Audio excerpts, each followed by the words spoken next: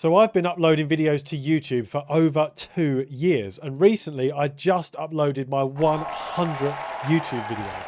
And it's been a great journey, and I've learned some things along the way. I've made a lot of mistakes, and there's been some things that have gone really well. I've uploaded videos that have performed much better than I thought, that have absolutely blown up and got much more views than I ever imagined. And I've got some videos that, well, just have absolutely flopped and just not done well at all. And it's all part of the YouTube journey. So I wanted to make this video as kind of like a diary to myself and a message out there for other people that are thinking about getting into YouTube and want to become content creators and just wondering, after 100 videos and 2 years of uploading, what have I learned? Well, there's some things that I've learned along the way, and there's some mistakes that I've made, and I just want to share the things that I've learned with you now.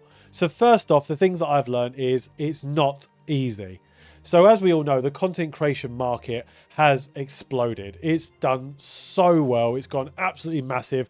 It's worth billions of dollars now, and it's just getting bigger and bigger and bigger every single year. And people are baffled by it. People don't really understand, especially from an older generation, don't really understand that you can now just log on to a social media platform with your phone and you can get paid thousands of dollars for doing that, or for doing a live stream, or making videos, or making content in any form. And people don't really understand that. And it's good, but it's not easy. The whole thing that people say is, if it was that easy, everyone would do it. And that is very true, because it's not that easy and not everyone can do it. People like the safety and security of having a 9-to-5 job where you can go to work, you're going to get paid the same amount every single month. You're going to do your 8 or 9 hours, however long it is, and then clock off, come home, and then you can switch off and spend time with your family. Whereas with having a business, especially a content creation business, you're always thinking, especially if you're like me and you can never switch it off and you're passionate about it, you are always thinking about the next video you can make, the next bit of content you need to do, the next project you've got, the next filmmaking event you've got, the next networking thing you've got coming up. You're always thinking and always grafting about the next thing. And the money is not great to begin with. In fact, it's nothing when you start out. You are doing hours and hours of work for nothing at all. And the reward is very low. You get a lot of personal reward that you're putting something out there and you're getting something back and doing something you enjoy, but ultimately you're not really getting anything from it financially. So you're just working for free, essentially, to begin with. And it is a long game. It is not a quick cash grab. We all see the successful people online who have done really, really well, and we think, well, they've done it, I can do it too. Yes, you can, but they've been doing it for years. Absolutely years to get to the point where they are now. You are not going to get to that point overnight unless you're very lucky. Number 2 is to start messy.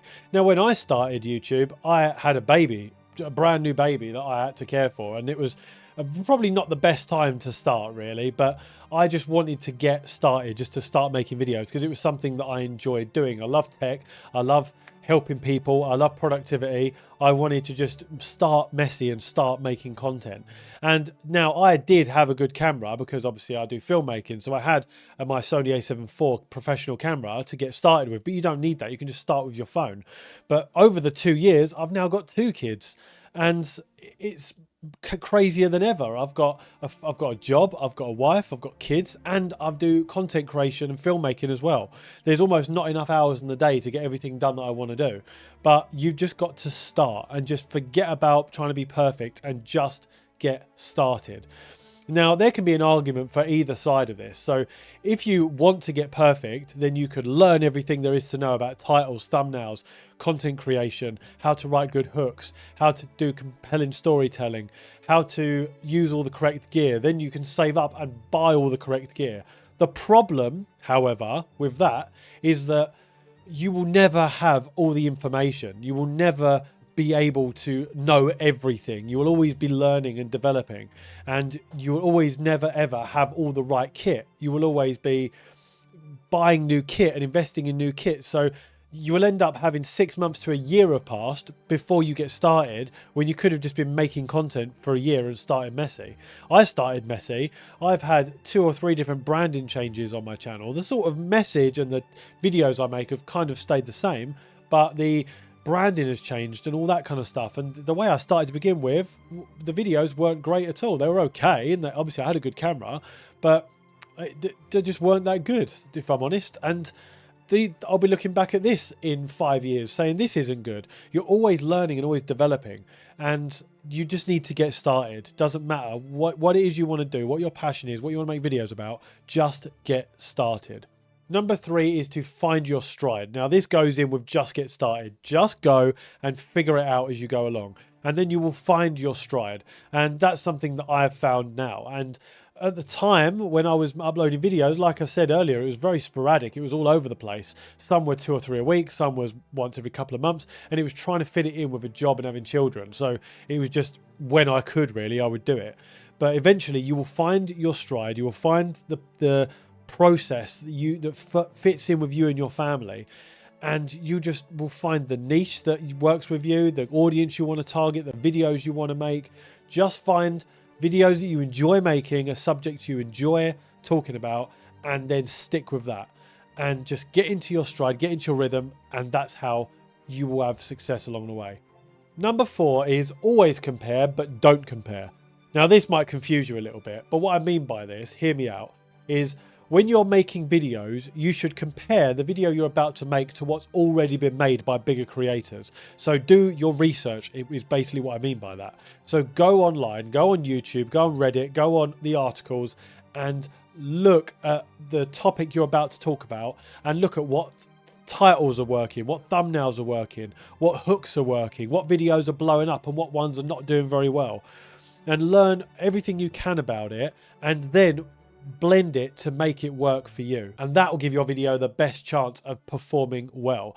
Now when I say don't compare, I mean don't compare your video's performance to that of much bigger creators, because they have spent years mastering their craft and you're not going to do it overnight. They've already built up a huge audience, a huge authority and presence online, and their videos might get 2 million views in the space of 12 hours, while yours might get 200 views in the space of 12 hours. And you might think, well, why are my titles more or less the same? My thumbnails more or less the same. My video hook is really, really good. Why is that not working? So don't compare yourself in that aspect of it. Use them as research, and that's why I say always compare. That basically means do your research. Do your research to find out what's working and what is performing, but then don't compare your results to that of much bigger, much larger creators, because ultimately you're on your own journey. Look at what is an outlier video for you. If your video normally get 100 views and then one gets 1,000 or 5,000 views, that is good for you. That's really good. You should see that as a win, and that's something you need to do. It's very, very difficult because you can't help but compare yourself to other creators, especially when you're making videos that you think are really good content and got really good hooks and titles and thumbnails, but it's just not performing as well as you want. But that's just part of the journey, and it will get better as you go on. Number 5 is you're always learning. I've said this earlier, and you are never ever finished learning. You always need to just keep adapting and learning every single thing that you want to grow into. So for me, it's making films, it's filmmaking, it's editing, it's titles, thumbnails, it's storytelling, everything like that. I'm always learning, and I'm always willing to take on the knowledge and experience of somebody else. You need to be humble and eat your ego. Leave your ego at the door, as The Rock would say. You need to forget about it. Like, it's hard because I find it difficult sometimes if I've made a brilliant video, and sometimes, and you'll get this as well, you'll look at a video and you'll think, oh, that's a banging video, that. I've edited that so well. I've spent 10 hours editing that. That's phenomenal. That's going to perform really well. 24 hours later, 100 views. And you're like, what's gone on there? But that is part of the YouTube journey. YouTube is just a roller coaster of emotions. It's good fun, but it's also very frustrating at the same time. But you just need to leave your ego at the door and always be learning and adapting, and just change constantly, and always be willing to learn new skills. Next, you need to constantly adapt with YouTube and video creation.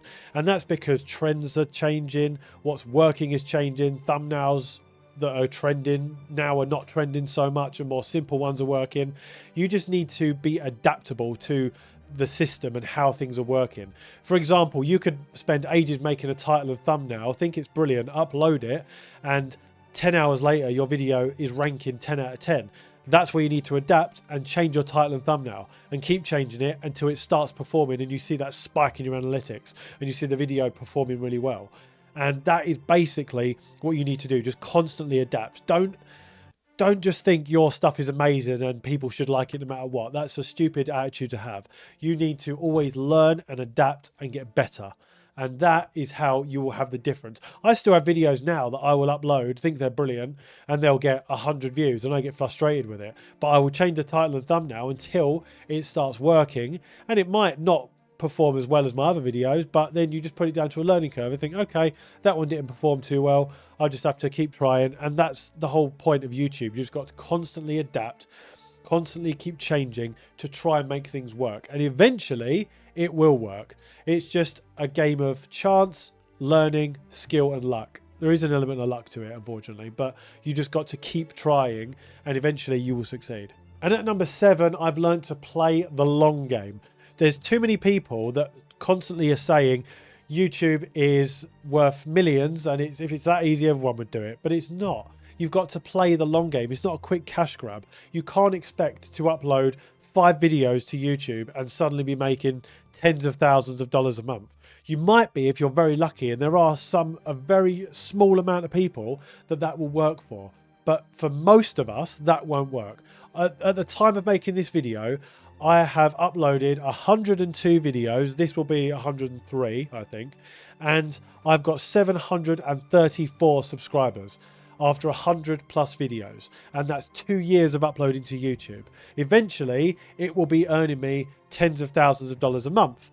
But that's not going to be now. It might not be next year. It might not even be the year after that. It could be in the next 2-3 months. That's the joy of YouTube. Eventually it will happen. And it just happens at different speeds for different people. Now, it is a brilliant, brilliant thing and I love it. But it's not for everyone. It's not for everyone. Some people just like uploading to YouTube for fun. Some people want to make it a business and then they get really passionate and stuck into it, and that's really good. But you need to learn to play the long game. Eventually, it will work for everyone who puts the work and the time in. But if you want to get started on YouTube and you want to be a creator, if you have any sort of business, whether you're a coach, a content creator, a brick and mortar business, it doesn't matter what it is, you should be on YouTube because it is the second largest search engine in the world with over 122 million active daily users. And what do you want to do if you want to know something? You either Google it or YouTube it. Let's face it, everyone does that. So if you want to reach a much bigger audience with your business, then click my link below and we're going to help you to get started on YouTube and to really exponentially grow your business. And if you want to know what the best camera to get for creators, if you're ready to invest in it, then click this button up here and you can start watching the video on the best cameras to get for YouTube.